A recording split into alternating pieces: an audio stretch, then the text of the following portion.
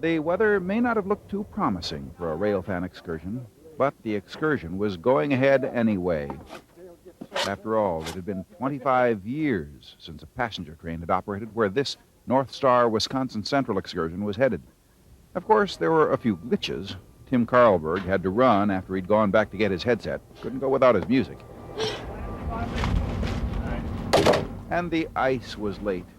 Coach 5327 was air-conditioned. But the rebuilt 1910 car is cooled by ice. 3,000 pounds of ice. And it came in 5-pound chunks. And the railfans helped load. Board!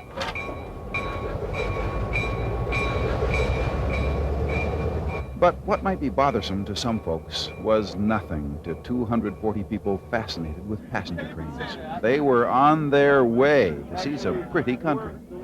Tickets, please.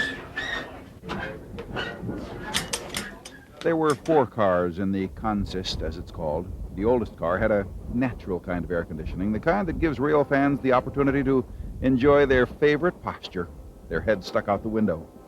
But they paid attention when Steve Glashinsky laid the ground rules for the first photo run-by. You can get off on the north side of the train, and we'll back the train up onto the bridge so everybody can get a picture of it.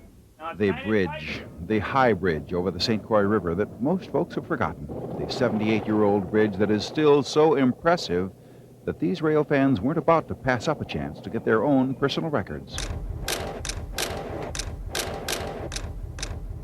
There were probably as many reasons for coming on this excursion as there were people aboard.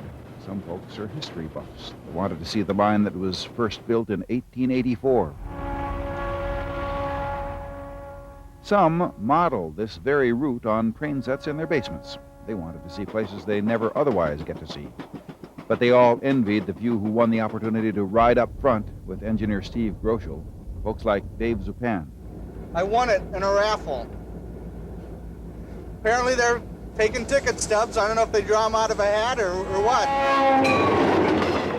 We like to get together and say we're restoring these cars and running these trips to keep alive passenger railroading. A lot of people that go on these trips haven't ever been on a train. And we like to show that experience and relive those days, but mostly we like to have fun. That's the secret.